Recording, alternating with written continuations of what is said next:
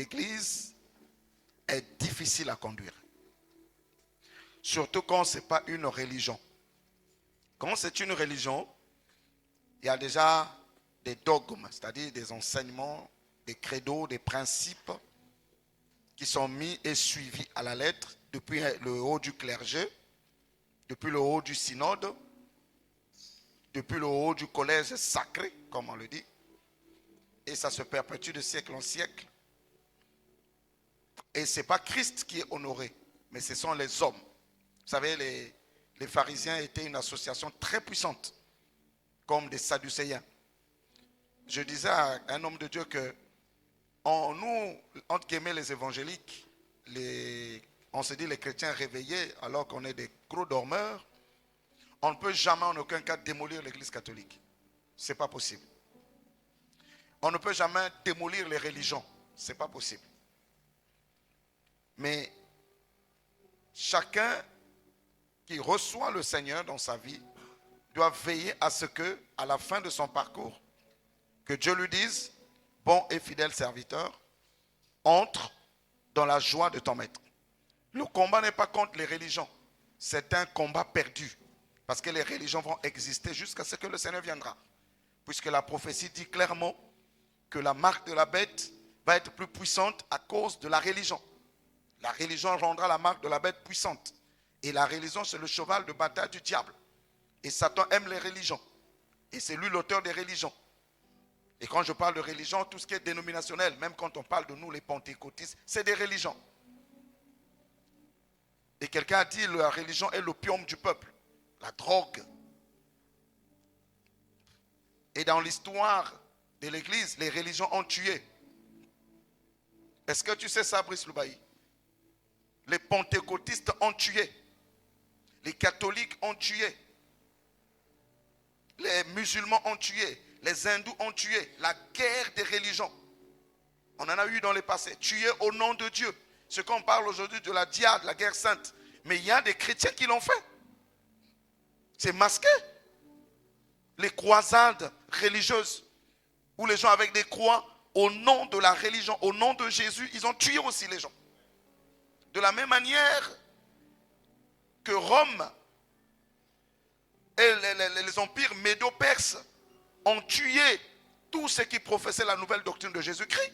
Mais de la même manière, certains qui ont professé le nom de Jésus ont tué. Ça va?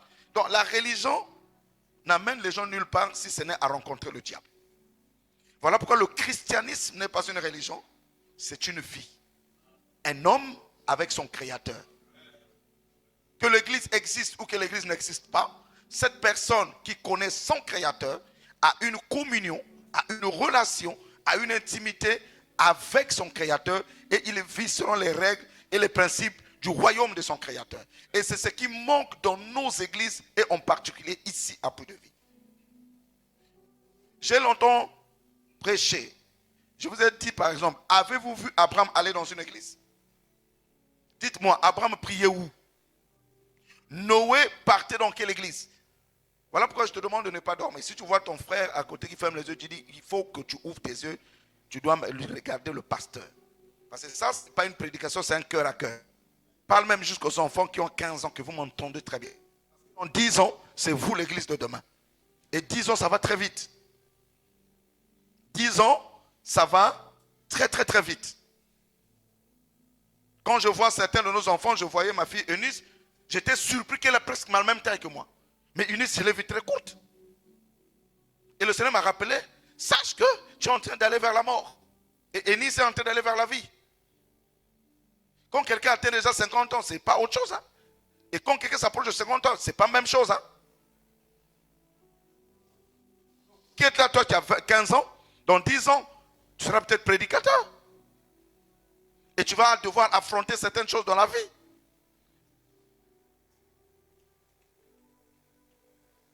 Donc c'est un cœur à cœur. Écoute-moi très bien. Avez-vous vu Noé aller dans une église? C'est pour cette raison que le Seigneur m'a dit, je t'ai donné un seul message. Rétablir la communion, l'intimité, la relation personnelle de chaque croyant avec son Créateur. Relation dans laquelle le croyant apprend à aimer Dieu de tout son cœur, de toute son âme et de toute sa force, et à racheter les âmes perdues et à aller réconcilier les âmes avec Dieu. C'est tout ce que je sais faire. Maintenant, si Dieu fait des miracles et tout, c'est sa grâce. Je désire que chaque chrétien qui vient ici puisse avoir une relation personnelle avec Dieu. Relation dans laquelle personne ne doit te dire va à l'église à l'heure. Personne ne va te dire lève-toi, prie. Personne ne va te dire lève-toi, lis la Bible. Personne ne va te dire abandonne ce que tu fais là, c'est mal. Tu es en relation, Dieu lui-même te parle, Dieu marche par le Saint-Esprit. Ça, c'est ma commission. Jean 4. Jésus a rencontré la femme samaritaine. Il a parlé au cœur de la femme samaritaine. Elle a été touchée, elle s'est repentie, elle s'est convertie, elle est allée gagner tout un village. Ça, c'est plus de vie. Alors, question. Lorsque je suis en train de prêcher sur gagner la bataille contre la dépression et le découragement, numéro 2. Mais je mets d'abord les jalons de mon message de ce matin. Gagner la bataille contre la dépression et le découragement. J'avais commencé le dimanche dernier, je termine aujourd'hui. La partie numéro 2. Le texte de base qu'on avait lu le dimanche dernier, c'était Hébreux 12, verset 3. Tout à l'heure, mon lecteur va répéter ça. Mais j'ai une question simple. Noé partait dans quelle communauté? Assemblée chrétienne du plein évangile, puits de vie? Assemblée de ceci? Assemblée de cela? Noé avait quel pasteur? Noé avait une église de combien de personnes? Et pourtant, la Bible nous dit que Noé avertit divinement des choses qui devraient arriver, a pris soin de construire l'arche. Est-ce que vous êtes en train de me suivre? Est-ce que vous me suivez? Il a construit l'arche sans une communion fraternelle. Et 8 personnes sont rentrées. Noé, ses 3 fils, je pense, et les femmes de ses 3 fils, ainsi que son épouse. Et à l'époque du monde de Noé, 8 personnes ont été sauvées sur toute la terre. Et d'après les prophéties que Dieu avait faites à Noé à cette époque, qu'au temps de la fin, il viendra la même chose. Ce qui arriva à l'époque de Noé arrivera à la fin de temps. Ça veut dire qu'à la fin de temps, un petit nombre de gens seront sauvés. Alors qu'on a des milliers et des milliers d'églises. Dis à quelqu'un, fais attention à toi.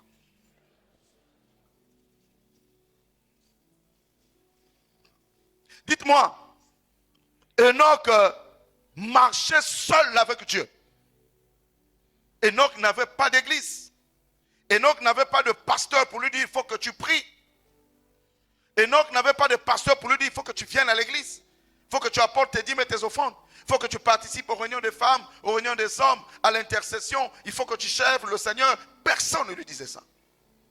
Mais la Bible dit, Enoch a marché avec Dieu presque un siècle. Et il ne fut plus. Parce que Dieu a trouvé qu'il lui était agréable. Et Dieu l'a pris, il est allé rester avec Dieu, mon ami. Mais Enoch a écrit des livres qui ne sont pas dans la Bible. Pourquoi? Dans son intimité avec Dieu, il a vu des choses. Il a entendu des choses. Il a contemplé des choses. Et il est devenu ami de Dieu. Nous ici, on nous amène église. Vous savez, l'église devient difficile à conduire. Parce qu'il y a plusieurs âmes. Et la plupart des âmes n'en connaissent même pas Dieu. Ils sont assis ici avec leur corps. Mais leur âme n'a rien à voir avec le Seigneur. En dehors du fait qu'ils prient ici, dans leur maison, ils ne prient jamais. Ils lisent jamais la Bible. Ils adorent jamais. Ils font tout ce qui est mal. Et ce sont ces gens de personnes que tu regroupes, que tu veux leur donner la vie.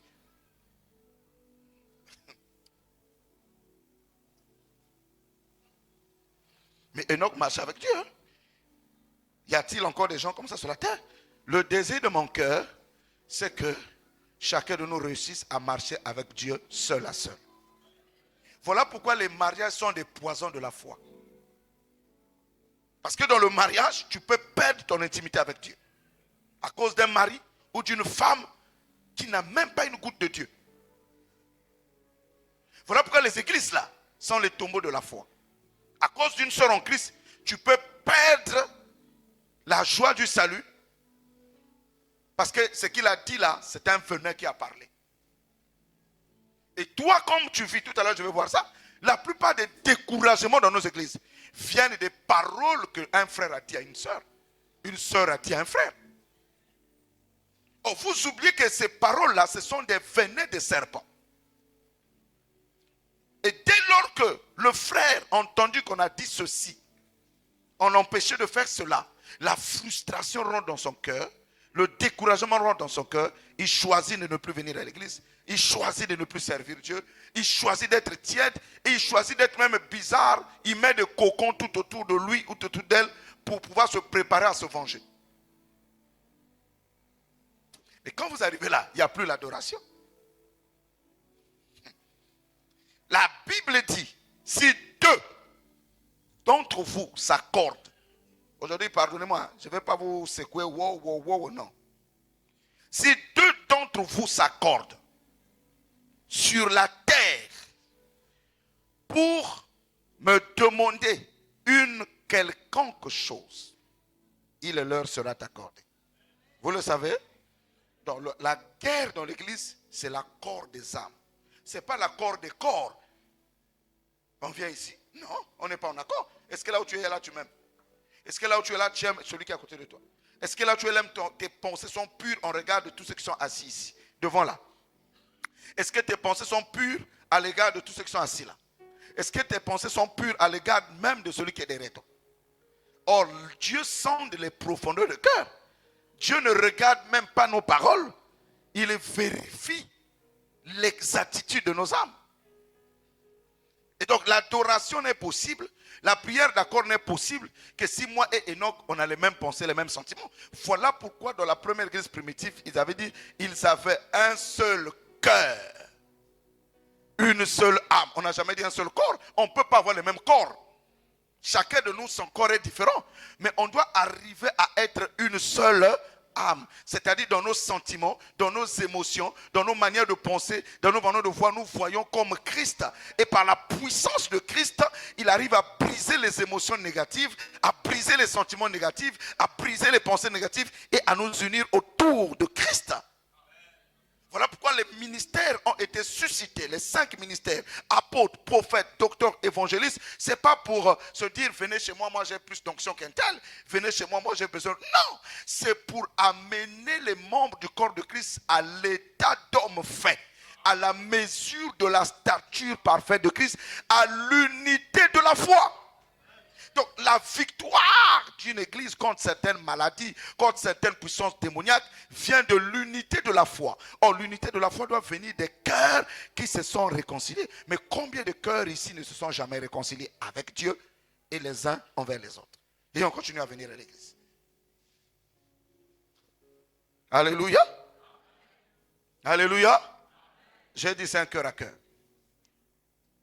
Parce que Dieu m'a dit, il faut que tu réussisses à traiter les frustrations des cœurs, les découragements des cœurs, la dépression qui sont dans les cœurs. Aussi vrai pour vos propres vies que pour les frottements que vous avez eus les uns envers les autres. Pour parvenir à un culte qui lui soit agréable. Alléluia. Regarde quelqu'un, dis-lui, aide-moi à t'aimer. Dis-lui, facilite-moi la tâche. Vous savez, je peux le témoigner et vous pouvez le vérifier dans vos cœurs. Je bénis Dieu de ce qu'il m'a donné un très bon cœur. Oh non. Le mal ne réussit jamais à s'asseoir dans mon cœur. Jamais. J'ai mes faiblesses charnelles dans mon corps. Mais dans mon âme, non. Non. Et je sais capter quand un culte n'est pas bon, quand une église n'est pas bonne, en regardant la qualité des âmes.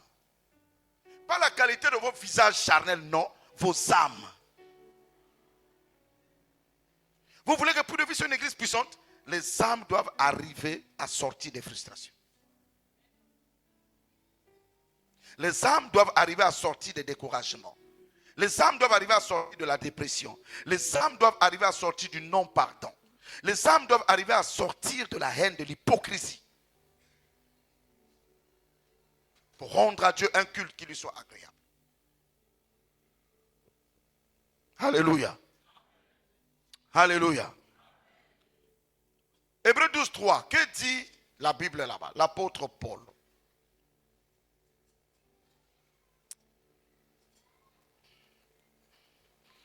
J'ai dit que je ne vais pas prêcher, mais vous pouvez rester assis.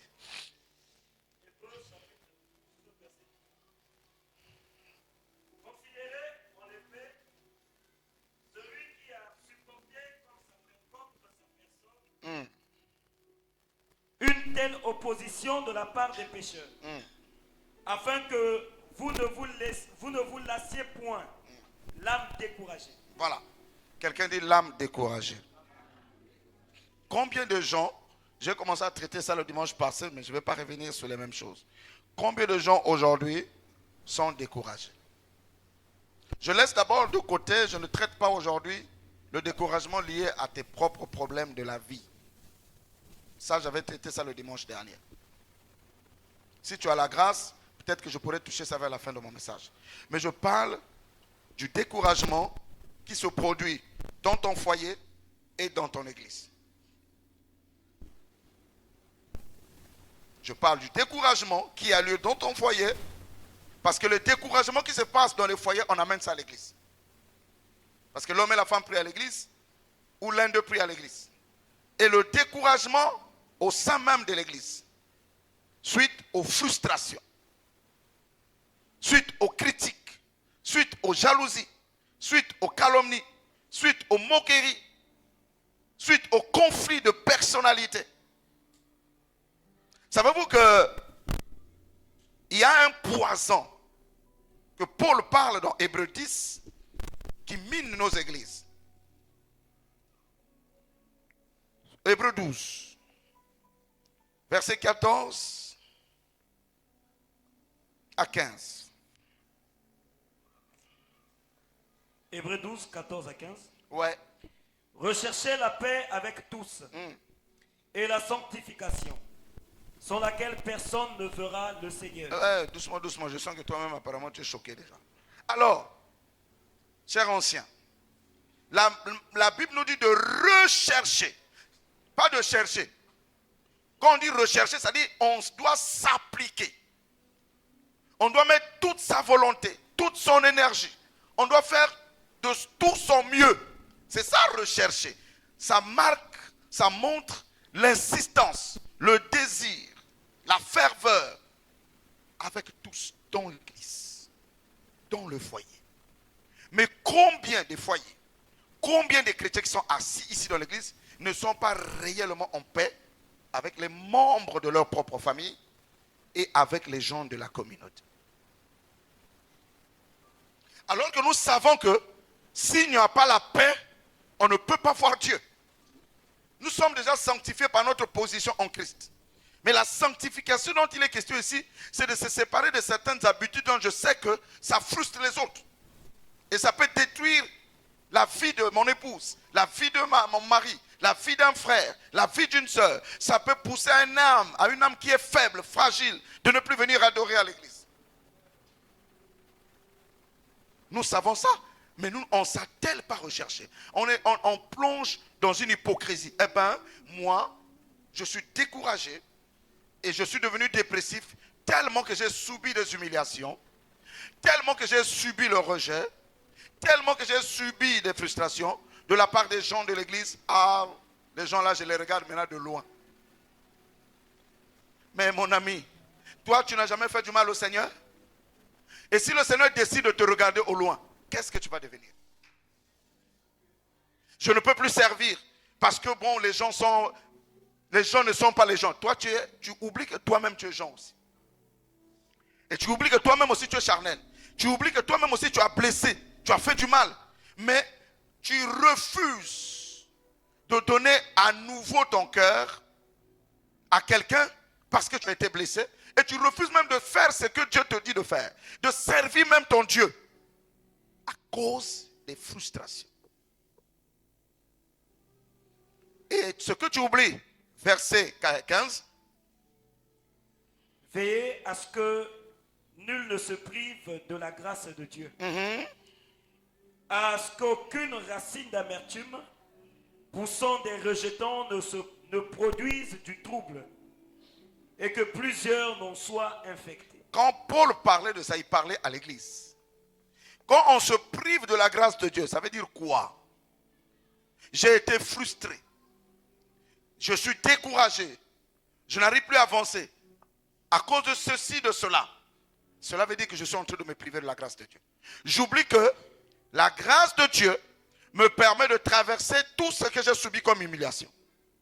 La grâce de Dieu me permet de traverser et de vaincre tout ce que j'ai subi comme accusation, comme rejet, comme critique, comme moquerie, comme défaveur de la part des hommes.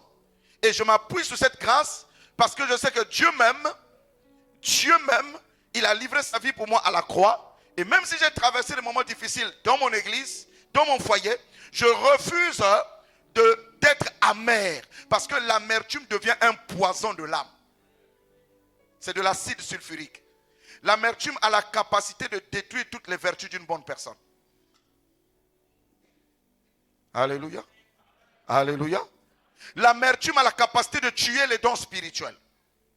Parce que quand quelqu'un est dans le regret profond, il ne peut plus venir chanter. J'ai entendu quand je suis venu rencontrer les chantes, on a discuté. Il y en a plusieurs qui m'ont dit, papa, j'étais frustré par ça. Et je les ai réconciliés. Mais j'ai entendu quelqu'un dire, moi je ne peux plus chanter parce que là-bas on m'a dit ceci. J'ai dit à cette personne, il y a deux choses. Ou tu sais qui tu es, ou tu ne sais pas qui tu es. Quand quelqu'un est sous la grâce de Dieu, si je sais que je suis en train de faire l'œuvre de Dieu, même si au sein de la chorale on m'a mal parlé, mais je ne regarde pas cette personne. Je vais continuer à servir Dieu parce que l'homme qui m'a appelé ici s'appelle Seigneur Jésus-Christ et il a versé son sang pour moi. Et j'irai voir mon frère, ma soeur pour dire ça m'a fait mal, ça m'a fait mal, ça m'a fait mal, ça m'a fait mal. Il faut que ça change. Mais je ne veux pas m'asseoir et tuer mes dons parce que quelqu'un me parle mal. Ça c'est quelqu'un qui est dans l'amertume. Le poison a tué son âme. Le poison a tué son don. Le poison a tué toutes les faveurs. Et toute une église peut être ralentie parce que cette personne-là, ayant la mesure d'apporter une touche particulière à sa prédication, à ses cantiques, à la réunion des femmes, à la réunion des papas, à la réunion d'intercession, dans toutes les activités de l'église, cette personne se retrouve paralysée par son amertume. Et c'est même de l'égoïsme. C'est la preuve que tu te prives de la grâce de Dieu. La grâce de Dieu nous permet de supporter les humiliations. Tout à l'heure, je vais arriver à Christ. Alléluia. Une église forte, c'est une église qui est composée des hommes et des femmes qui se sont blessés, qui se sont fait mal, qui se sont haïs, qui se sont trahis, mais qui ont eu la capacité de se relever, de dire, je nous fais encore confiance, allons de l'avant à cause de Christ. La vraie repentance ne consiste pas lorsque nous étions des pécheurs. Non, la vraie repentance, lorsque nous sommes devenus chrétiens et que nous nous rendons compte dans notre façon charnelle de marcher, on s'est blessé parce que parfois mon péché, ton péché a souillé quelqu'un, mon péché, ton péché a détruit la vie de quelqu'un, mais on arrive à se réconcilier et à se remettre par l'amour de Dieu, pas par la chair, parce que la chair ne peut pas. Par la chair, je ne peux pas. Par les sentiments limités, je ne peux pas. Mais par la grâce de Dieu, je peux redevenir meilleur comme avant. Et je peux mieux produire Christ qu'avant. Voilà pourquoi on remarque, écoute-moi bien Michel, hein, ce que je parle là vient tout droit du trône. Marc avait abandonné l'apôtre Paul, pendant que Paul avait besoin de lui dans le ministère. Marc l'a écrasé, Marc l'a humilié. Au point où, quand Barnabas voulait associer Marc avec Paul, Paul s'est opposé. Il dit, cet homme m'a fait du mal, je ne peux pas marcher avec lui. Mais la parole nous enseigne. Au fil des mois, au fil des années, Paul a revu sa position. Il a ouvert son cœur, il a récupéré l'apôtre Marc et ils se sont remis à marcher ensemble. Et il a dit un jour que Marc m'est utile au ministère. Mais avant, il y avait des problèmes avec Marc. Ne persévérons pas dans des problèmes. On ne peut pas ne pas servir Dieu parce que j'ai été blessé, j'ai été frustré. Et il y a plusieurs personnes qui disent, ah moi je vais démissionner, je ne veux plus être. Attends, qui t'a envoyé servir Dieu? Quelqu'un qui veut refuser le service, ça veut dire que son service vient des hommes. Si c'est un sacerdoce, on ne peut pas laisser le sacerdoce. Jésus n'a pas laissé le sacerdoce quand il était dans l'agonie. Quand il était sous accusation, sous les vagues condamnations, il n'a pas dit j'abandonne. Paul n'a pas laissé le ministère parce qu'il a été écrasé, rejeté même par les gens qui l'ont nourri, même par les gens qui l'ont donné l'argent. La Bible dit que Paul dit, tous m'ont abandonné, tous. Timothée seul est resté avec moi, Tite est avec moi, tout le monde m'a quitté. Est-ce que Paul a dit, je vais abandonner le Seigneur? Je vais abandonner le sacerdoce? Mais j'écoute les gens et dis, ah je vais laisser, je ne vais plus servir. Mais attends, qui t'a envoyé servir le Seigneur? Est-ce qu'on sert le Seigneur seulement quand on a la joie? Les vrais miracles se manifestent lorsqu'on rame à contre-courant. Lorsque les vagues sont contraires à la norme et que j'arrive par la foi à affronter ces vagues et à montrer au monde qu'il y a un Dieu qui est capable de redresser les fers qui étaient courbés et de transformer des vies. J'ai reçu dans mon combat, écrasé, humilié, mais je me suis relevé de mes cendres. Voilà moi. Sinon, ça, c'est pas le christianisme. Comparez les églises que vous voyez à la télé, vous connaissez leur histoire. Vous connaissez les histoires de ces pasteurs, par où ils sont passés. Les histoires de ces mamans, par où ils sont passés. Mais toi, tu es devenu fragile. Tu ne sers plus Dieu. Tu n'adores plus à la maison parce que tu as été frustré. Peut-être que c'est moi qui t'ai frustré. Peut-être que c'est Michel qui t'ai frustré. Peut-être que c'est une soeur. Peut-être que c'est ton mari. Mais jusqu'à quand? Le poison. Et j'entends quelqu'un dire, moi je ne peux plus mettre pied chez un tel parce que je préfère la distance. Ça, c'est les règles du monde. Nous ne sommes pas du monde. Nous sommes de Christ. Et ce que je prêche concerne les fils de Dieu et les filles de Dieu. Alléluia. Il dit, l'amertume est un poison dans l'âme. Vous savez, être leader, c'est aussi être capable d'accepter les coups, même de la part de tes intimes. Si je ne peux pas accepter les coups, même venant de ces hommes, je ne suis pas digne d'être leader. Jésus a accepté des coups et des blessures. Voilà pourquoi celui qui a chanté « Je veux aimer comme il a ».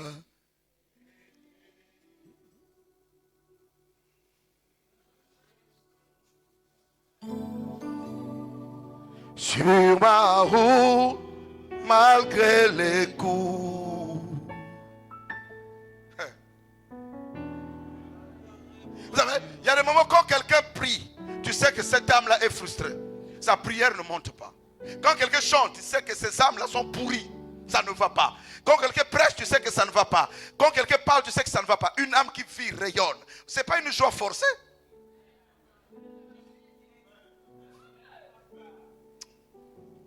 Walk in love, marche dans l'amour. Oui, je veux marcher chaque jour dans ton amour, car la misère triomphe du jugement, triomphe même de la mort. Oui, l'amour triomphe encore. Walk in love, marche dans l'amour. Quel que soit le poids, les blessures, l'amour triomphe toujours.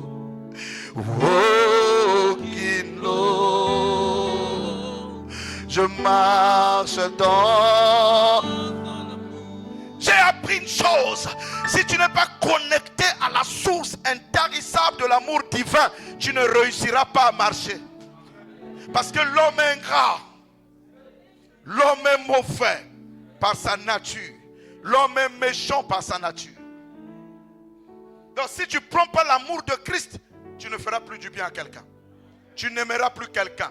Tu ne visiteras plus quelqu'un. Tu vas te retrouver seul. Parce que même les gens qui ont mangé à ta main, demain vont t'appeler sorcier. Même les gens qui ont mangé à ta main, demain vont t'appeler méchant. Même les gens que tu as tout fait le bien, demain ils vont dire, n'allez pas là-bas, c'est un démon. Mais ce qui est glorieux, Jésus, on l'appelait Belzébul, le prince des démons. Il n'a pas abandonné l'amour de Dieu. Il n'a pas cessé d'aimer. Il a dit à la croix, Père, pardonne-leur car ils ne savent pas ce qu'ils font. Dieu m'a dit, tu dois arrêter de plaire aux hommes ou de chercher à plaire à toi-même. C'est terminé. Ne plaît plus à un homme. Si quelqu'un te juge, si c'est faux, va de l'avant. Si son jugement est vrai, réponds-toi. Le reste là, ne t'en occupe pas. Vous savez, il y a des puissances des ténèbres qui sont dans les airs. Leur mission, c'est bloquer les prières des enfants de Dieu. Or, quand ton âme est frustrée, ton âme est blessée, tes prières sont bloquées par les princes des puissances de l'air. Et les personnes qui te blessent là sont heureuses. Et toi, tu rames dans ta vie.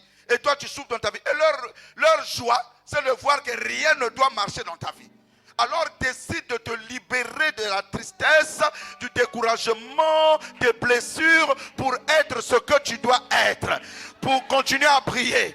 Parce que ce que moi je sais, quelle que soit la lourdeur des nuages ou la sombreté des nuages, le soleil ne change jamais sa lumière.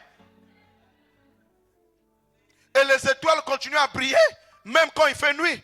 Et j'aimerais dire à quelqu'un, l'étoile brille mieux quand la nuit est sombre. Cela veut dire que les véritables enfants de Dieu continuent à rayonner au milieu d'un monde qui devient ténébreux. Là où il y a des méchants, toi tu es toujours bon. Tu es toujours bon comme Dieu. Tu es toujours meilleur comme Dieu. Tu es toujours amour comme Dieu. Tu es toujours miséricordieux comme Dieu. Tu es toujours compatissant comme Dieu. Les gens disent, mais qui est-il? Mais il est Dieu.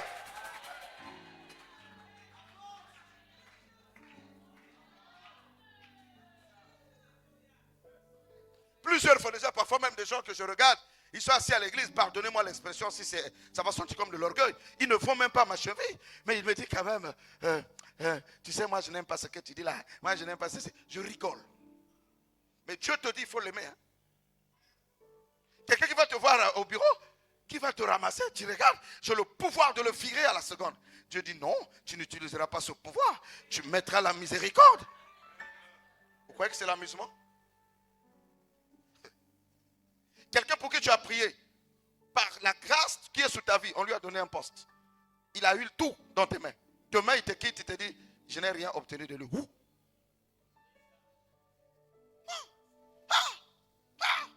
Si tu regardes sur ça, tu vas monter dans la chair aigrie. Tu vas commencer à sortir les malédictions. Non, tu ne maudiras pas, tu béniras.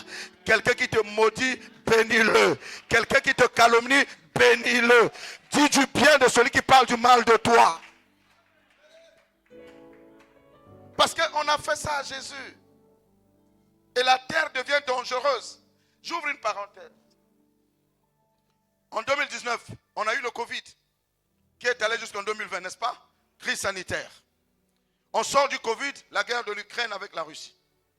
On ne finit pas la guerre Israël-Palestine, Israël, le Liban, Israël, la Syrie, qui se sont échangés des muscles. Vous savez encore ce qui arrive là? Et le Congo traverse une crise économique. Donc sur la terre, il n'y a rien de bon. Et la terre, les choses vont devenir de plus en plus pires. Les homosexuels occupent les postes stratégiques. Présidence de la République, les postes d'autorité.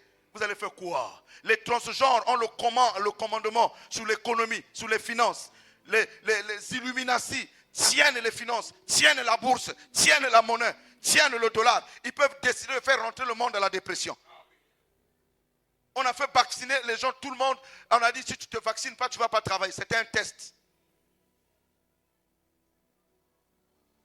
Mais les chrétiens ont tremblé, plusieurs se sont vaccinés. Mais ça, c'était le texte. Vous ne pouvez pas aller au travail si vous n'avez pas le vaccin. Ce n'est pas la marque de la bête. Ce n'est pas des essais cliniques de la marque de la bête. Mais comment les chrétiens ont tremblé? Et la plupart qui ont pris démontré aux États-Unis, beaucoup de gens sont en train de mourir à cause des 2-3 doses de vaccins qu'ils ont pris. Mais si un jour, ils décident de faire chuter la monnaie, vous allez faire quoi? Vos salaires de 10 millions, là, ça va s'écrouler. Une seule famille puissante, les Rothschild au monde, peut détruire le monde en une fraction de seconde. Donc il n'y a rien de bon sur la terre. Oh, Lukubama.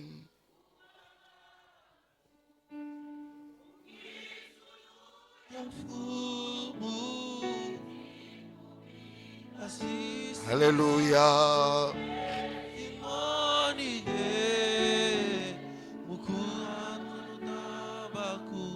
Ya, ya.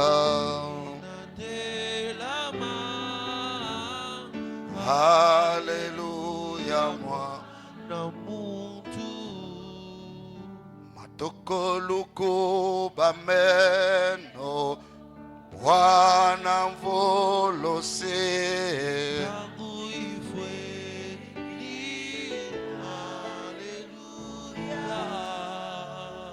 Dipundu duko bameno Bwana mvolose.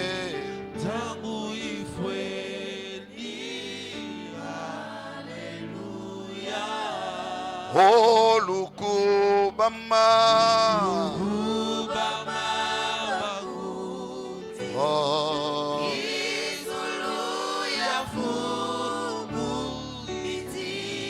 Si tu connais le chant, il faut le chanter parce que c'est ça la communion fraternelle.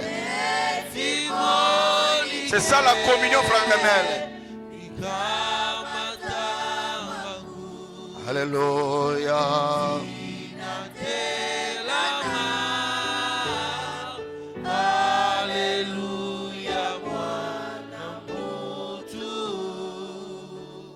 Chacun doit préparer son âme, sa propre âme à la rencontre du Seigneur. Pas l'âme de ton voisin, pas l'âme du pasteur. Nous n'avons que les gens qui sont dans les jugements. C'est lui qui est saint, c'est elle qui est sainte. Les restes, c'est des pécheurs, les restes, c'est des maudits. C'est moi qui connais la vérité, c'est moi qui ai la parole. L'autre n'a pas la parole. Est-ce qu'on est encore dans ce stade-là? Si tu as la parole plus que moi, alors montre-moi la qualité de ta vie. Au moins, je te suivrai parce que toi, tu es une lumière qui me montre le chemin. Est-ce qu'on a dans des débats, tel pasteur a plus Dieu, tel a plus... Vous êtes encore dans ça, mais Dieu ne se mesure pas. Chacun de nous a reçu une mesure de don. Et je ne peux que faire par rapport à la mesure que Dieu m'a donnée. Je ne peux rien faire. Parce que tout homme n'a reçu que ce que le ciel lui a donné. Et donc je ne me comparerai à aucun pasteur. Non. Et même sur la terre, chacun de nous a reçu de Dieu ce que tout le monde ne sera pas millionnaire. Tout le monde ne sera pas milliardaire. Tout le monde n'aura pas de maisons en étage. Tout le monde n'aura pas de maisons en briques cuites. Il y en a qui vivront dans des maisons en planches. Ça ne fait pas d'eux des malheureux. Tout le monde n'aura pas de voiture, tout le monde n'aura pas de viangu. Il y a des gens qui passeront toute leur vie sans voiture. Mais est-ce que c'est ça qui m'identifie pour le royaume? Non. Pourquoi je regarde à ce que je n'ai pas? Et je vais aller prendre les bicocos. Mais les bicocos là sont périssables. Tu prends les totems de ta famille, c'est périssable. Tu prends les totems pour t'enrichir, c'est périssable. Est-ce que vous savez qu'il y a des gens de façon héréditaire, ils sont riches? Dans leur gène, il y a eu la grâce de la richesse. Je peux vous démontrer ça par la Bible. Il y a des familles que les gens ont été bénis depuis leurs arrière-parents. Ils ne font pas des efforts. Ce n'est pas Dieu. Hein? Ils ne font pas des efforts. C'est la miséricorde. Et alors, je vais me comparer à toi. Si je n'ai pas, je bénis le Seigneur. S'il peut me donner la nourriture et le vêtement, cela me suffit.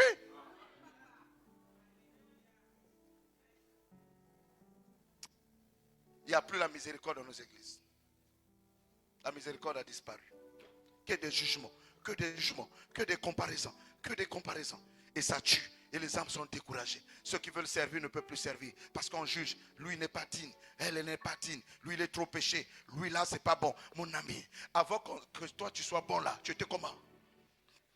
Tu étais comment, dis-moi? Parmi nous il y a eu des pédés. Parmi nous il y avait des homosexuels.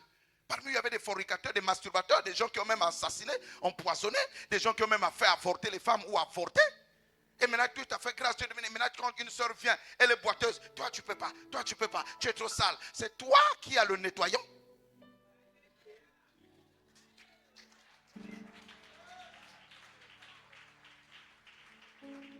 La meilleure façon de laver quelqu'un, c'est de lui apporter le savon de l'eau et de lui ôter la saleté. Si tu vois la poutre qui est dans l'œil de ton frère, arrange-toi d'abord à ôter la chose qui est dans ton œil. Comme ça, tu verras bien pour aller aider l'autre. Et l'église pourra aller mieux. Lorsque tu vas fermer ta bouche et ne plus critiquer les autres. Un homme a chanté. Avant d'aller parler du mal de moi, rassure-toi avant que tu as prié pour moi. Avant de parler du mal de moi, rassure-toi que avant tu as prié pour moi. Si tu n'as pas prié pour moi, alors ne parle pas du mal de moi. Mais si tu as prié pour moi, tu ne parleras plus du mal de moi. Tu vas compatir à mes faiblesses. Et tu vas implorer la miséricorde de la transformation. Maintenant, si je ne change pas, c'est que je suis démon. Parce que les âmes de Dieu changent. Personne ne dit qu'il commettra plus des erreurs en 2025, c'est faux. Une église, on a dit, tous les sorciers de votre vie vont mourir. Ils ne sont jamais morts. Et je t'apporte la bonne nouvelle. Les sorciers de ta vie ne mourront pas par tes prières. Tu sais pourquoi? Parce que toi-même, tu es le sorcier de quelqu'un quelque part.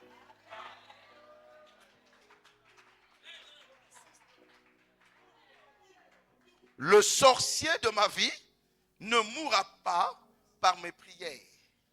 Parce que moi-même, quelque part, je suis le sorcier de quelqu'un. On nous a initié qu'il faut que ceux qui parlent du mal de vous meurent. Rassure-toi que tu ne le fais pas. Parce que si tu le fais, la prière fait un retour à l'envoyer sur toi-même.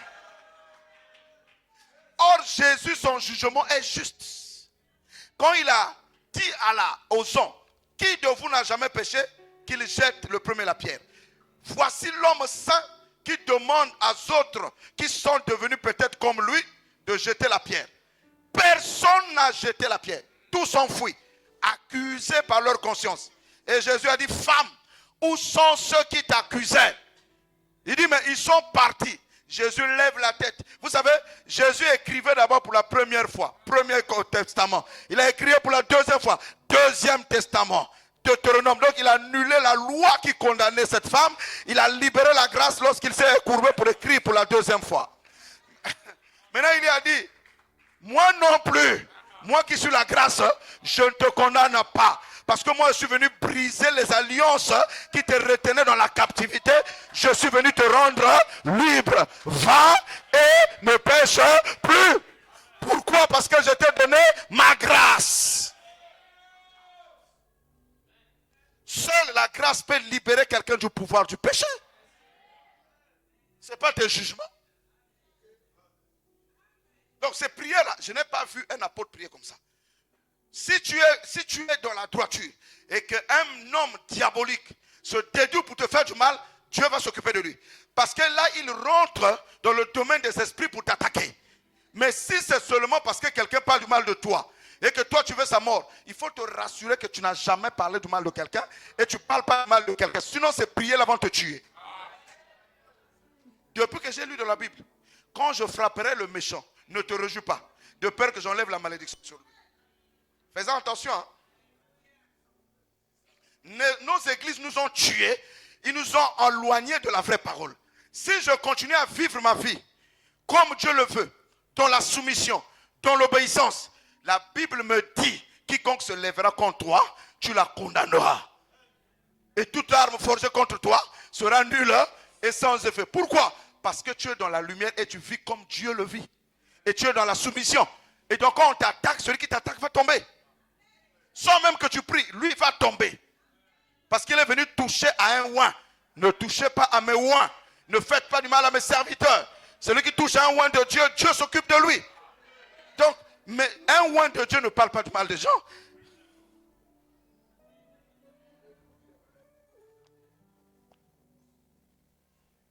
Alléluia. C'est bon, je peux m'arrêter.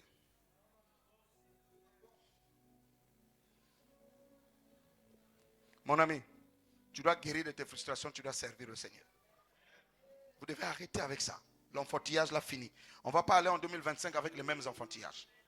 Je peux vous promettre, dans tout ce qui sert à la maison de Dieu, si je vois l'enfantillage, je te fais asseoir. Parce que tu ne comprends pas que nous avons besoin d'avancer. Tu ne dois pas continuer à t'asseoir comme ça, à ne pas servir Dieu et à servir Dieu dans des frustrations. Non, c'est fini. Et ceux qui frustrent les autres, il faut changer. Il faut qu'on soit vrai. Il faut qu'on soit vrai. Prie pour ton frère, prie pour ta soeur. Toi-même, tu as des problèmes.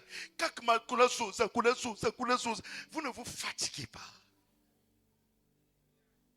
Jusqu'à quand? Vous savez, Papa Brice, je préfère quelqu'un qui vient me montrer voici comment il faut faire que quelqu'un qui passe son temps à critiquer les choses. Ça ne marche pas. Ça ne marche pas. Bon, comme ça ne marche pas, viens nous aider pour que ça marche. Ah, moi, Dieu m'a dit, hein, je dois faire ceci. Depuis que Dieu t'a dit que tu dois faire ceci, on ne voit rien. Simplement, tu veux nuire ceux qui se battent pour faire réjouir le cœur de Dieu.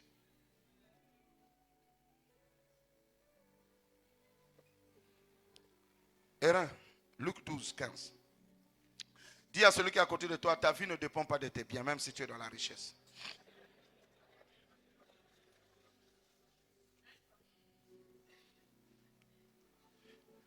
Même si tu es dans la richesse, lis ça rapidement. Luc 12, 15. On acclame la femme de Roger qui vient de rentrer dans la salle. Acclamons le Seigneur pour la femme de Roger. Alléluia. Sois béni, maman diaconesse. Luc chapitre 12 au Ah. 15e verset. Oui. Puis il leur dit, Hum, gardez-vous avec soin de toute avarice, hum. car la vie d'un homme ne dépend pas de ses biens, fut-il dans l'abondance. Mes amis, vous entendez? Nos vies ne dépendent pas de nos biens. Même s'ils restent debout, même si nous sommes dans l'abondance. Nous devons arrêter d'avoir une âme avariste, une âme égoïste, une âme méchante, une âme ingrate. Quelqu'un, moi, je ne viens plus à l'église parce que je travaille beaucoup. Oh, tu es ingrat. Dieu t'a donné ce travail. Et tu commences à ne plus venir à l'église parce que tu as l'argent. Mais ta vie ne dépend pas de l'argent. Dieu peut souffler sur cet argent. Ah non, j'ai mes business, réunion de maman, je viens pas, réunion de papa, je viens pas, réunion de la jeunesse, activité de l'église. Ah non, mais je suis trop saturé. Faites attention à vous. Faites attention à vous. La vie d'un homme ne dépend pas de ses richesses. Le Dalai Lama, permettez-moi de paraphraser. Il avait dit, cette phrase-là, c'est une phrase de sagesse. Il dit, ce qui me donne sur la terre, c'est des humains. Ils refusent Dieu. Ils utilisent le temps pour gagner de l'argent. Ils travaillent dur pour gagner de l'argent. Après, ils perdent l'argent pour chercher à retrouver la santé. Est-ce que vous savez que le stress que nous avons dans nos affaires, dans nos activités, ça diminue les cellules, ça tue les neurones au fur et à mesure? À force d'avoir le stress pour courir vers les biens, courir vers les richesses, tu perds les neurones au fur et à mesure. Tu détruis tes cellules au fur et à mesure. Demain, les milliards que tu as mis dans ton compte là, tu vas tout dépenser pour trouver la santé. On a vu Mobutu qui a tout dépensé. Multimilliardaire. Il a fini au Maroc. Et quand il voulait demander aux Français que j'aille me soigner, on lui a refusé le visa. L'homme fort, on lui a refusé le visa d'aller se soigner. Fais attention à toi. Tu es fort aujourd'hui, demain, quelqu'un va te monter sur une civière. La morgue n'a pas le couloir. La mort ne choisit pas les pauvres ou les riches. Tout le monde passera à la casserole de la mort. Et donc quand tu es attaché à ta richesse et tu oublies le Seigneur, un jour tu paieras cash. Et je peux te rassurer, tu peux avoir tout l'or du monde. Cela ne te donnera jamais la paix et le bonheur. L'argent est utile, mais ça ne doit pas chasser Dieu dans ton cœur. Travailler c'est bien, mais tu ne dois pas éliminer le Seigneur. C'est curieux. Les chrétiens, surtout des églises réveillées, quand il a un peu d'argent, il ne vient plus à l'église. Mais les musulmans de l'autre côté, quand c'est l'heure de sa prière, il ferme sa boutique, il va adorer Allah. Parce qu'il sait que c'est Allah qui lui donne cet argent. Mais les chrétiens des églises de réveil, quand il a des business, non, je vais d'abord. Tu as déjà vu un musulman un vendredi vendre à quelqu'un à l'heure de la prière, il ferme. S'il ne peut pas arriver à la mosquée, il met sa natte, il se connecte avec son hôtel. Mais toi, tu pries combien de fois par jour? Et tu veux voir quel résultat dans ta vie? Dès que tu as un petit commerce, tu ne pries même plus. Tu ne viens plus à l'église. Tu donnes toutes les raisons. Quand tu n'avais rien, on te soutenait. Et même les gens qu'on a donné l'Isungi là, ils font rien pour l'église. On doit que vous donner des trous qui n'arrivent pas à donner aux autres. Il ne faut pas être une mère morte. Tu reçois, tu ne donnes jamais. À un moment donné, tu as duré à l'église quelqu'un recevoir. Mais quand est-ce que toi tu vas donner? Donne-moi de ton amour, donne-moi de ton temps, donne-moi de ton sel, donne-moi de ton évangélisation. Ah oui, il n'y en a plus. Hein? Une âme ingrate, les gens ingrats. Termine la lecture. Le verset 15, ça va. Non, j'ai dit continue la lecture. Verset 16, Luc 12, verset 16. Et il leur dit cette parabole. Les terres d'un homme riche avaient beaucoup rapporté. Et il raisonnait en lui-même, disant, que ferai-je? Car je n'ai pas de place pour serrer ma récolte. Mais il y a quelque trop. Voici, dit-il, ce que je ferai. Yes. J'abattrai mes greniers. J'en bâtirai de plus grands. Ouais, j'ai des grands projets de construire des grandes maisons, des grands entrepôts. J'ai beaucoup de biens. Vas-y. J'y amasserai toute ma récolte et tous mes biens. Et je dirai à mon âme, mon âme, Tu as beaucoup de biens en réserve pour plusieurs années. Oui. Repose-toi, Mm, mange, mm, bois mm. et réjouis-toi. Papa Brice, il ne parle même pas de Dieu. Hein? Dieu qui lui a donné la force d'amasser. Dieu qui lui a donné d'avoir beaucoup de millions de réserves. Il glorifie son âme dans son orgueil à cause de sa gloire, de la richesse. Vous savez, le riche est orgueilleux. Hein? Et les femmes des riches sont des orgueilleux aussi. Ils regardent les autres, là, c'est du coulou. Tu ne me vaux pas. Moi, je porte une paire de 1 million. Ah, moi, j'ai une sandale de 500. Mais ce qui est sûr, on est habillés tous.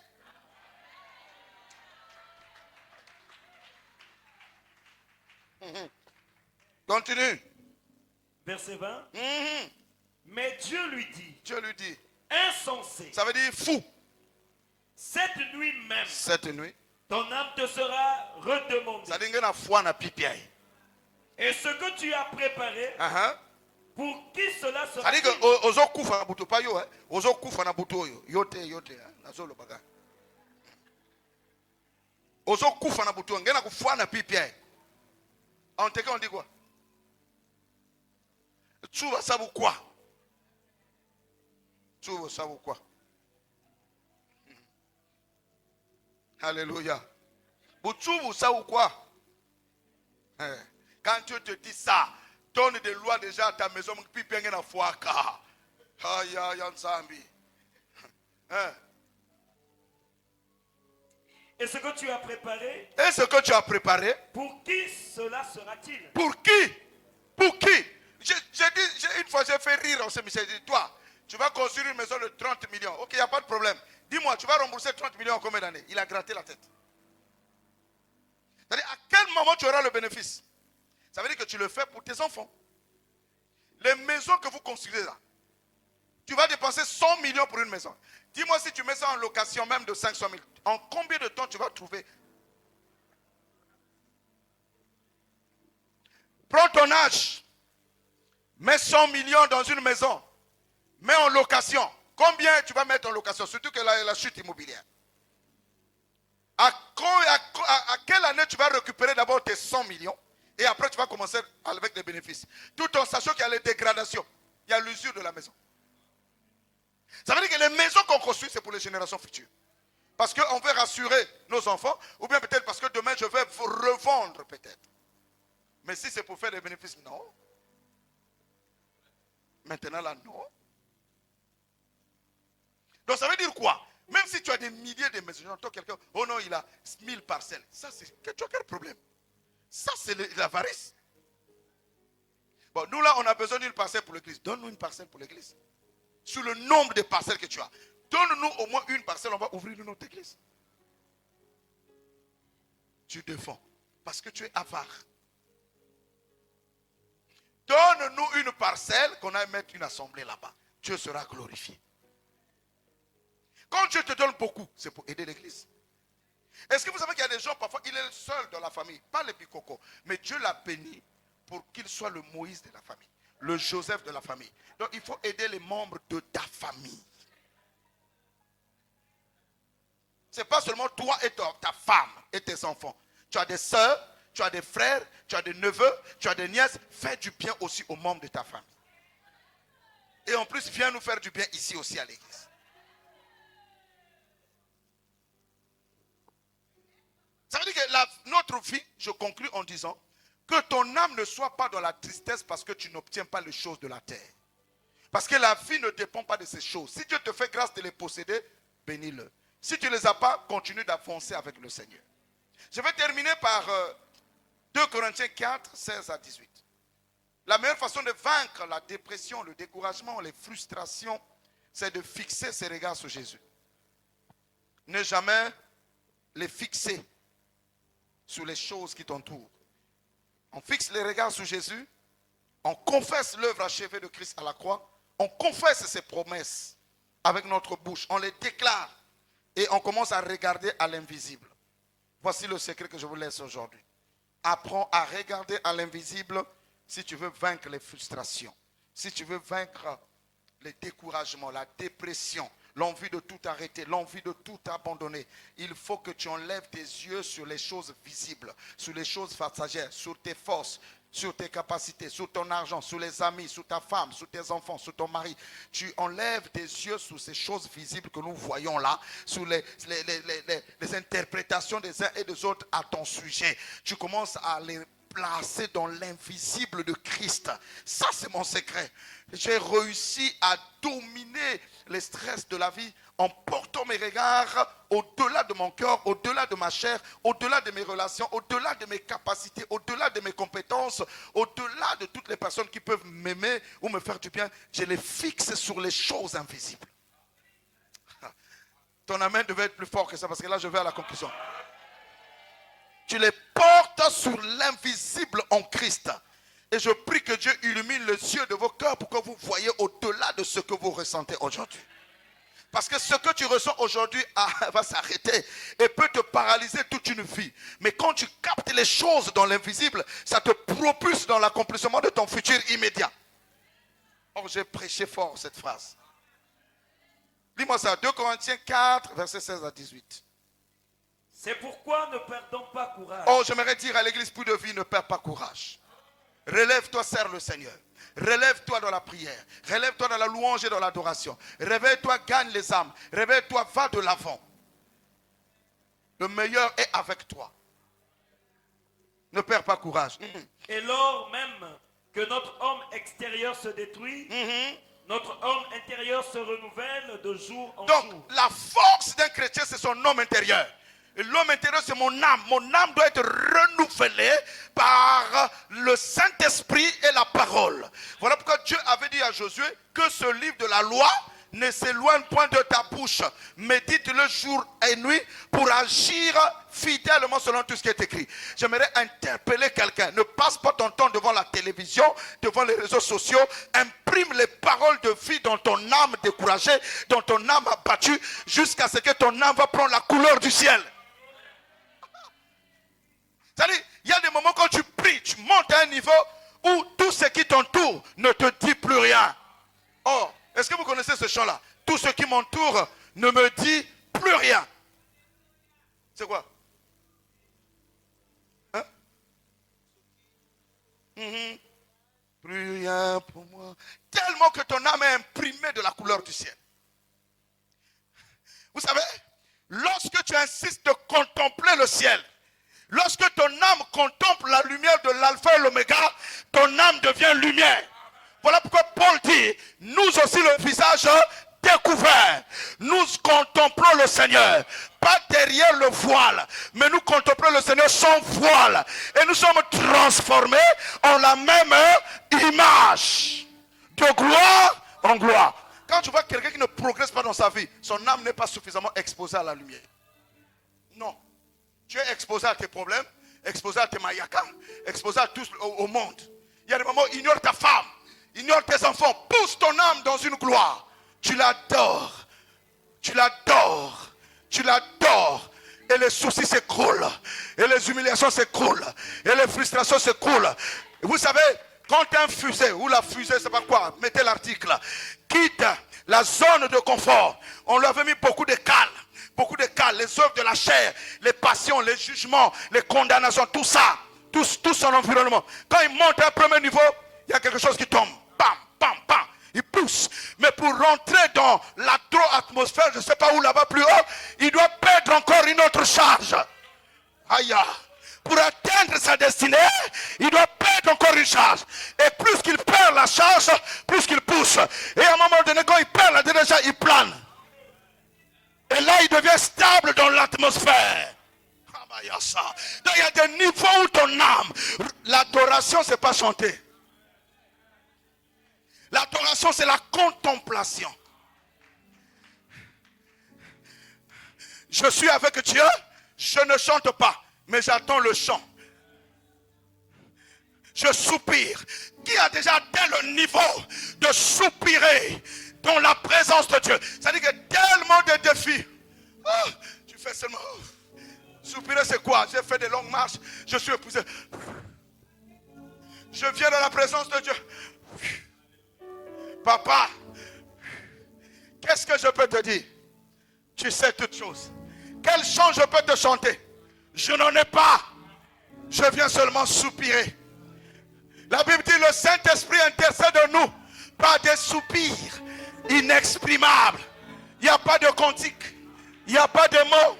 La bataille fait rage. Les humiliations font rage. La maladie fait rage. Les difficultés font rage. Je soupire.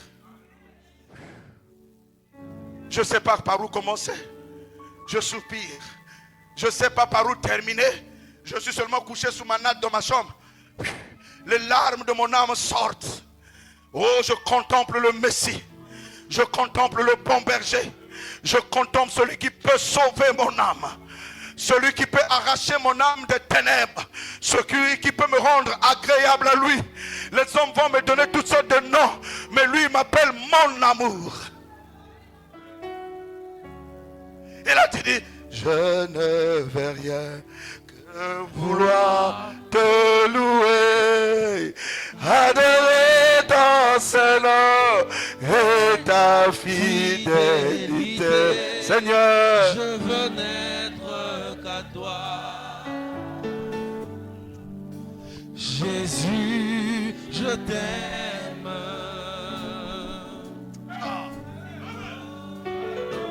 oh oui, reçois de moi le parfum qui t'est dû, la beauté de ton nom, oh mon âme est Perdu, Ah. je veux n'être qu'à toi. Oh, oh, oh, Jésus, je t'aime. Et là, tu montes. Adonai, sois le maître de de mon mon cœur. Adonai, le bien-être qui demeure. Adonai, Sur ton nom je m'établis. oh Adonai, sur ton nom je me m'accomplis. oh Adonai, Le plus beau de tous les noms. Adonai, Adonai, le plus fort le plus fort de tous les temps. Adonai, viens Seigneur couler en nous dans ce torrent d'amour, au parfum qui nous rend fous.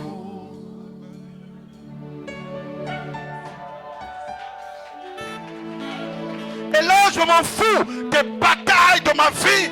Je m'approche de son trône et je saisis la vie éternelle.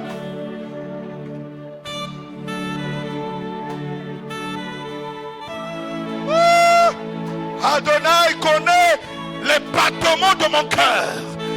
Adonai connaît le nombre de jours de ma vie. Adonai connaît mes problèmes. Il connaît par quoi je traverse. Il connaît mes larmes. Il connaît mes difficultés. Papa, viens me racheter.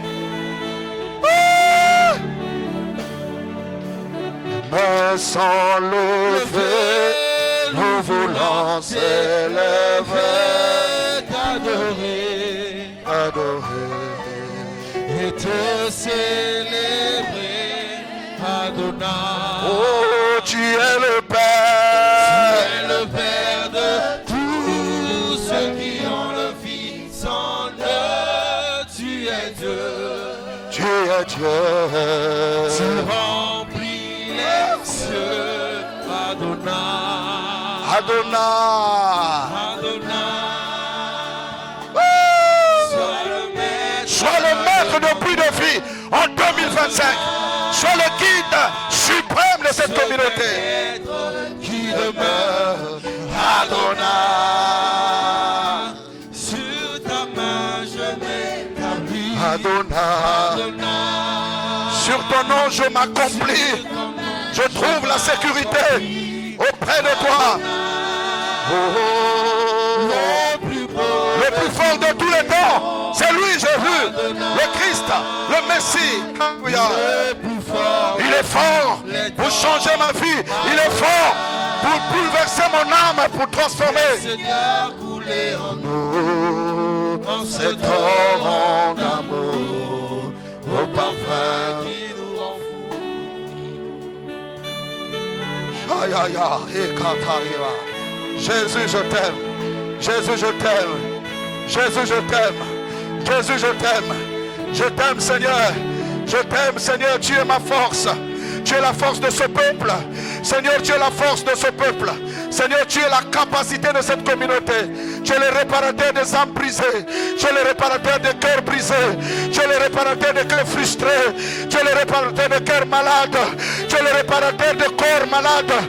Tu es le réparateur des corps épuisés. Tu es le guérisseur. Tu es celui qui donne la santé. Tu es celui qui donne les lettres, le mouvement et la vie. Je t'adore. Je te love. Oh, tu es le roi de gloire. Notre victoire. Victoire, Seigneur. Digne Seigneur. Emmanuel. Oh, reçois.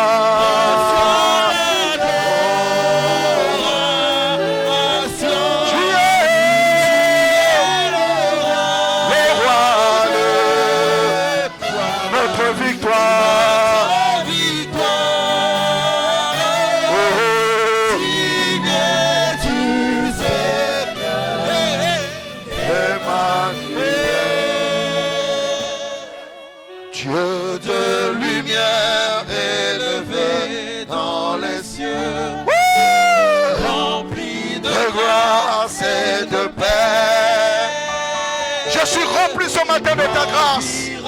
Je suis rempli de ta paix, de ton amour, de ta perfection.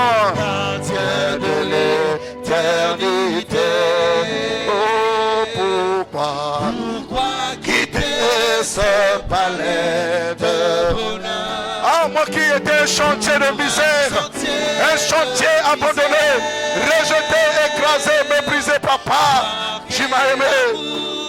Chemin de ton cœur, on s'y trouvait nos prières, reçois l'adoration. Tu es le roi de notre victoire, digne du Seigneur.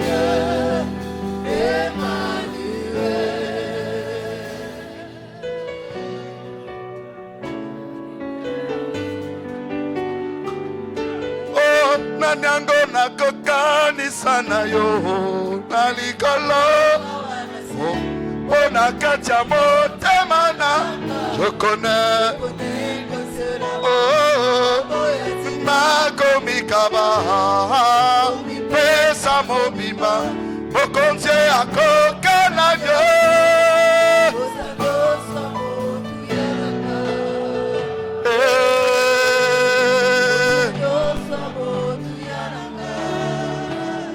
ay ay ay ay ay nanyango kanisa na yo lo awana se pona katia motema motema je connais que c'est l'amour dima komikaba pesa mobimba mokonze akoka osa osa osa osa oh ema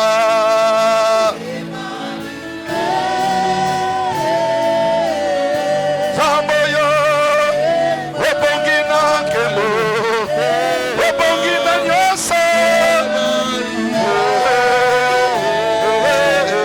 Zamboyo ebongina kemo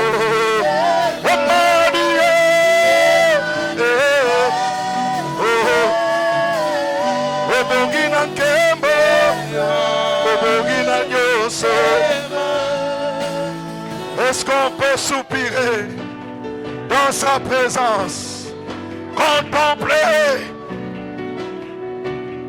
Veillez voir, est-ce que quelqu'un peut soupirer dans sa présence?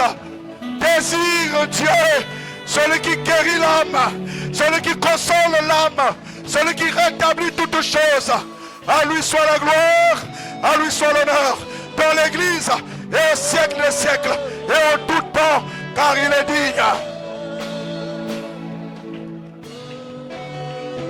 Est-ce qu'on peut l'acclamer?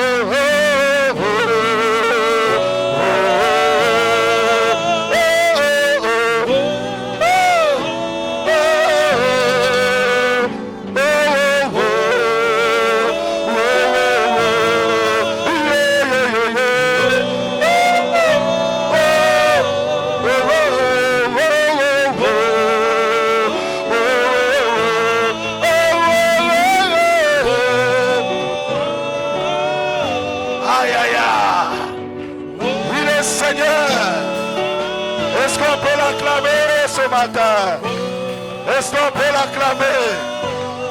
Est-ce que du fond de la salle, on peut acclamer le roi des rois, le Dieu de nos salles?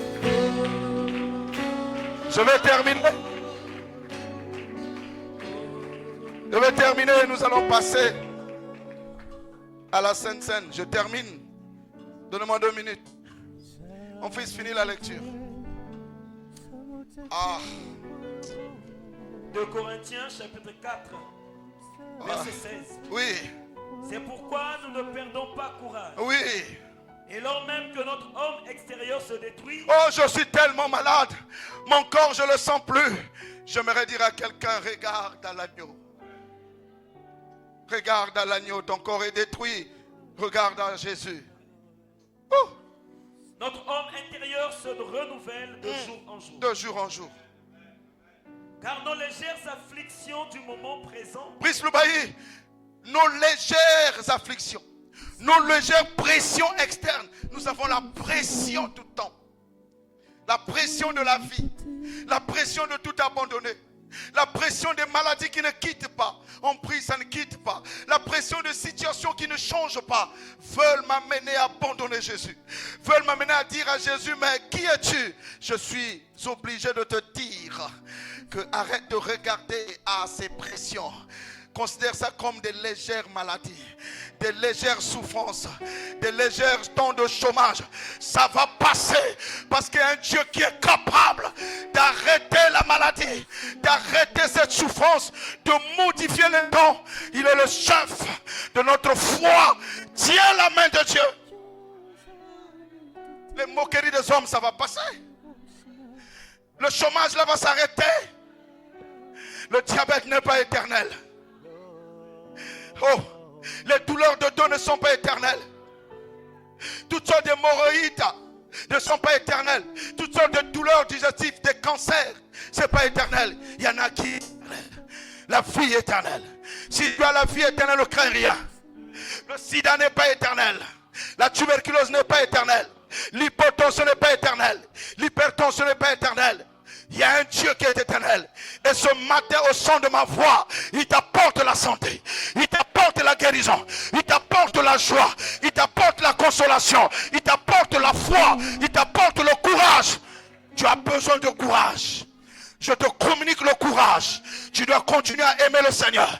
Tu dois continuer à l'adorer. Tu dois continuer à le croire. Ça va changer. Aussi vrai que Dieu est assis sur le trône, il regarde ta vie. Il te dit, prends courage. N'abandonne pas Jésus. N'abandonne pas la foi. Tout est possible à celui qui croit. C'est des légères afflictions. C'est dur dans ton cœur, c'est vrai. Mais il y a un consolateur. Prends la consolation. Reçois la consolation. Reçois la consolation. Reçois la consolation. Nos légères. Car nos légères afflictions du moment présent. Oh, il y a un moment présent pour cette maladie. Tu l'appelleras passer un jour. Les temps que tu traverses aujourd'hui, j'appelle ça déjà passé. Parce qu'il y a un Dieu qui est le réparateur de toute vie. Son nom c'est Jésus-Christ. Est-ce que tu le crois ce matin? Jeune garçon, est-ce que tu crois? Jeune fille, est-ce que tu crois? Papa, maman, est-ce que vous croyez? Tout peut changer maintenant. Ta foi peut changer toute situation négative, sale, car il est le Dieu de lumière. Oh oui. Elles produisent pour nous, Elles produisent pour nous, au-delà de toute mesure, au-delà de toute mesure, un poids éternel de gloire. plus un poids éternel de gloire. Le poids, en grec, ça veut dire une masse, une mesure de masse. La Bible dit, plus que les afflictions sont intenses, plus que les pressions sont intenses, ça produit pour nous un poids éternel de gloire. Donc quand je vois ces pressions, quand je vois tout ça, quand je regarde la gloire de Dieu, je minimise ces oppressions, je minimise ces soucis, je minimise ces difficultés, je minimise le temps présent de souffrance, parce que je m'attends à la résurrection, je m'attends à la vie éternelle, parce que de l'autre côté, il n'y a pas la maladie. De l'autre côté, il n'y a pas la maladie. De l'autre côté, il n'y a pas la paralysie. De l'autre côté, il n'y a pas le rejet. De l'autre côté, il n'y a que la joie, il n'y a que le bonheur, il n'y a que la paix, il n'y a que la réjouissance. Et je reviendrai vivre sur la terre pendant 1000 ans. Oh my God. Que vaut 1000 ans devant mes 100 jours? Que vaut 1000 ans devant 90 jours? Si tu dois vivre 80 ans, Dieu te promet 1000 ans. 1000 ans de bonheur, 1000 ans de bonne santé. Ça s'appelle le millénium. Donc quand je pense au millénium, j'oublie les humiliations, j'oublie les moqueries, j'oublie les frustrations, j'oublie les maladies. Je regarde au millénium. Même s'il ne me guérit pas, au millénium, je n'aurai pas toutes ces maladies. Au millénium, je n'aurai pas toutes ces douleurs, ni toutes ces souffrances. Voici le poids éternel de gloire. Voici ce à quoi l'Église regarde. Je ne regarde pas au professeur. Je regarde la parole. Le millénium m'attend. Le règne de 1000 ans sans stress. Alors, si je dois vivre 80 ans, c'est petit. Termine. Je finis. Parce que nous regardons, Hein? non point aux choses visibles, Regarde ton frère. Dis-lui à partir de ce matin, ne regarde plus aux choses visibles. Mais nous regardons à quoi, mon frère? mais à celles qui sont invisibles. Ah, dis à lui, regarde à celles qui sont invisibles. Prie pour ton frère, dis-lui, Seigneur, je prie pour mon frère. Ouvre les yeux, qu'il regarde à l'invisible, pour vaincre les choses visibles. Alléluia. Car Les choses visibles sont passagères. Bakal Salaplia, c'est passager. Batonga n'a plus de vie, c'est passager. Ils ne vont pas changer la couleur de ta peau. Ils ne vont pas changer ce que Dieu a dit de toi. À l'endroit où il n'y a plus de ces problèmes, c'est la famille. L'homme aura pour ennemi les gens de sa propre famille. Ça commence dans nos familles biologiques, ça rentre dans nos familles spirituelles. Mais au milieu de la famille, c'est là où on a haï Joseph, par sa propre famille. Or, la haine de la famille, le rejet de la famille, avance toujours vers l'idéal divin. Comme mon mari me haït, comme ma femme me haït, il est en train de m'aider à aller là où Dieu veut que j'aille. Aïe. Donc je ne regarde pas la haine, je ne regarde pas au problème, mais je regarde là où Dieu veut que j'arrive. Et je garde mon âme en paix, je garde mon âme en joie, je garde mon âme en amour, je garde mon âme en réjouissance. Réjouissez-vous lorsque vous êtes oppressés, car votre délivrance arrive. Parce que je ne regarde pas aux choses visibles, je regarde aux choses invisibles. Les visibles sont comment? Passagères. Les invisibles sont comment? Éternelles. 1000 ans, 1000 ans, 1000 ans de règne, 1000 ans de règne, millénium. Là-bas, il n'y a pas les pasteurs. Là-bas, il n'y a pas les prophètes. Il n'y a que les fils de Dieu et il n'y a que les filles de Dieu. Il n'y a que la joie, il n'y a que des danses. Et nous allons régner comme des rois. L'or et l'argent avec nous, il n'y aura plus de nuit. Parce que le diable sera lié pendant 1000 ans. C'est lui la nuit. Nous, il n'aura que 2 jours. Et alors, je vais laisser cette petite maladie m'arrêter de venir à l'église. Je vais arrêter ce qu'un tel a dit, m'empêcher de louer mon Dieu.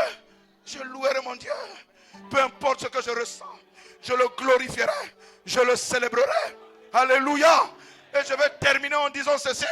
Vous savez, mon bien-aimé de Tchamba, toi tu es de Tchamba, non? Mais tu veux fouiller l'église. Les sorciers de Tchamba vont reconnaître Jésus-Christ comme Seigneur. Bientôt je vais arriver. Oh oui. On va mettre le pasteur Brice là-bas.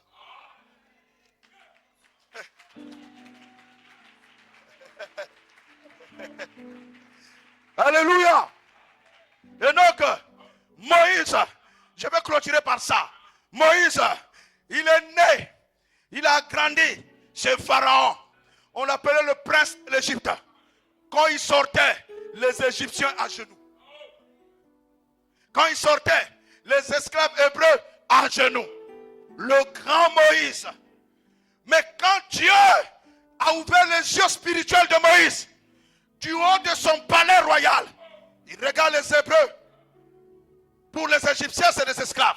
Mais pour lui, quand Dieu lui a ouvert les yeux, c'est frère. C'est frère. Le peuple béni de Dieu. Il est regardé de l'autre côté du fleuve. Il est regardé dans la gloire. Il dit, il y a quelque chose qui ne va pas. Il a regardé, il était couvert d'or, couvert de diamants. Un homme intelligent, un homme sorcier, avec la canne d'Osiris, avec la canne des rois égyptiens. Un homme puissant, toute la sagesse. Il a jeté la canne. Il a enlevé les habits. Il a jeté leur or. Il a pris les vêtements de peau. Il a regardé la richesse de l'Égypte comme de la boue. Parce qu'il regardait à Christ. Il regardait à l'invisible. Il regardait à la joie. Oh, est-ce que je peux prêcher? Il a dit, Pharaon, reste avec ta gloire, reste avec ta richesse. Vous savez, il y a des hommes qui pensent que ce qui maintient une femme, c'est son argent. C'est pas l'argent qui peut garder une femme dans un foyer. C'est pas l'argent, c'est pas les biens, c'est pas toutes ces choses-là.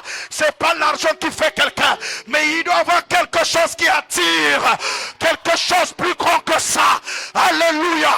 Quand Moïse a vu, il a vu le Shiloh assis sur le trône, il a vu la gloire, il a vu sa position au ciel. Il dit, je jette l'or, je jette le diamant, je jette les biens de l'Égypte, je jette le pouvoir et j'avance vers le but de ma vocation céleste.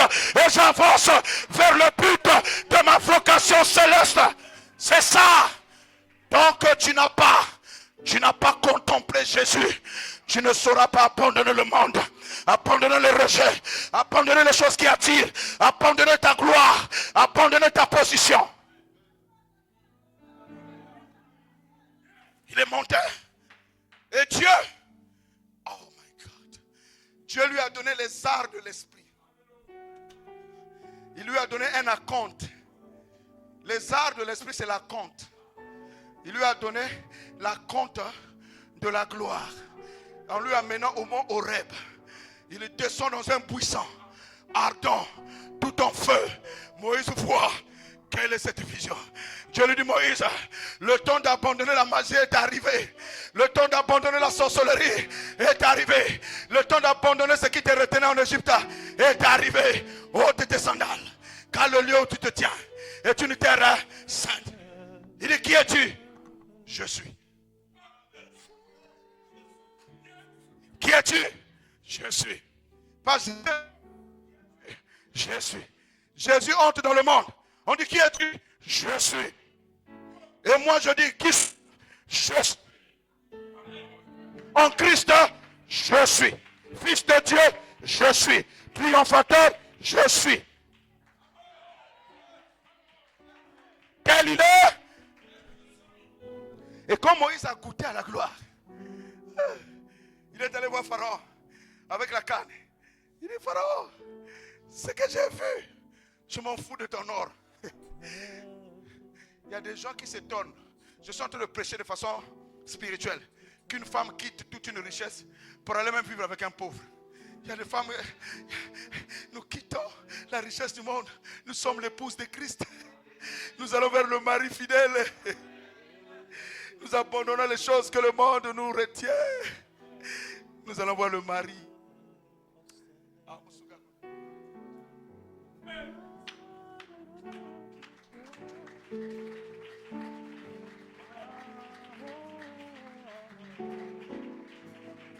Moïse a tout quitté. Il a tenu la foi. Il a regardé l'opprobre de Christ, plus riche que les trésors de l'Égypte. Il il a accepté l'humiliation. Laisse-moi te dire, méfiez-vous des gens qui traversent les humiliations. Une grande gloire est cachée devant eux. Faites attention. Ne méprisez pas une personne qui traverse des moments difficiles dans sa vie. Si cette personne tient la main de Dieu, reste attaché à Dieu, mon ami, tu viendras te prosterner devant cette personne pour lui dire, montre-nous comment tu as fait. Voilà pourquoi je suis en train d'encourager quelqu'un qui veut prier avec moi. Je ne sais pas s'ils sont dans la salle. S'ils veulent prier avec moi, ils vont certainement lever leur main droite et fermer le poing pour dire, Seigneur, je tiens ta main. Seigneur, je tiens ta main. Seigneur, je tiens ta main. Seigneur, je tiens ta main. Seigneur, je tiens ta main. Tel tu es, tel je suis. Par la foi, j'accepte des légères afflictions. Comparé au poids de gloire, je me réjouis en toi. Par la foi, je tiens ferme. Et avec toi, je triomphe. Avec toi, je triomphe. Oh, quelqu'un est en train de monter. Avec toi, je triomphe. Peu importe ce que j'ai enduré. En 2024, ce matin, je tiens ta main de foi. Je tiens la main de la foi. Et je triomphe de toute souffrance, de toute douleur, de toute affliction, de tout mot, de toute maladie, de toute frustration. Et j'avance avec toi en 2025 dans le triomphe, dans le triomphe, plus fort dans le triomphe, plus fort dans le triomphe. Et maintenant, Seigneur, ma foi m'ouvre les portes de 2025. En triomphe, en prodige, en miracle, en bonne santé, en richesse, en gloire, en louange, en adoration, en pardon, en amour, au nom de... Commence à prier, à remercier le Seigneur.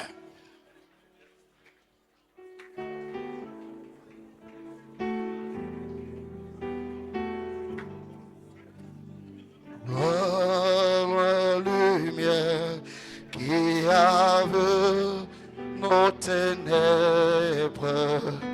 ouvre mes yeux, je veux voir. Toi la lumière.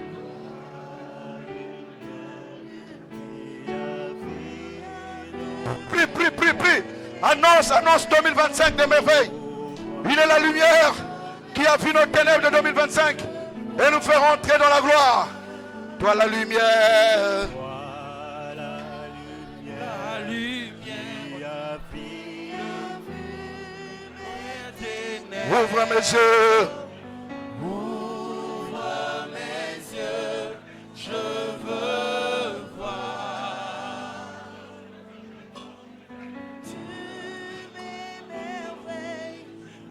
Remercie Dieu pour 2025 déjà.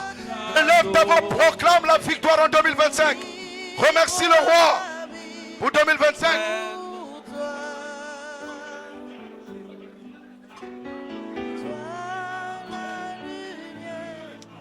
Oh, louange à toi, Seigneur Jésus. Oh, louange à toi, Seigneur. Oh, louange à toi, Seigneur. Oui, je célèbre. Oui, je te célèbre. Commence à déclarer 2025. Ouverture de grâce, force et puissance, capacité renouvelée. Capacité renouvelée. Capacité renouvelée. Avec Jésus, je fais des exploits. Je traverse une armée puissante. Je cours et je ne me fatigue pas. Je me relève.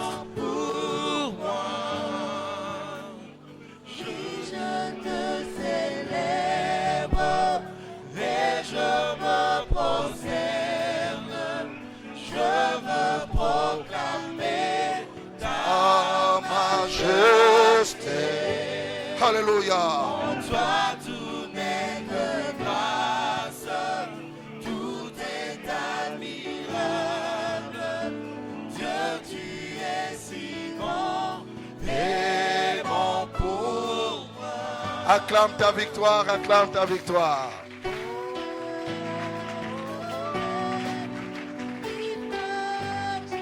Le roi éternel, il vit à jamais. Il a payé le prix pour que je sois libéré. Alléluia. Amen, amen, amen. Salue quelqu'un. Dis-lui, regarde toujours à l'invisible. Salue-le, il est à côté de toi.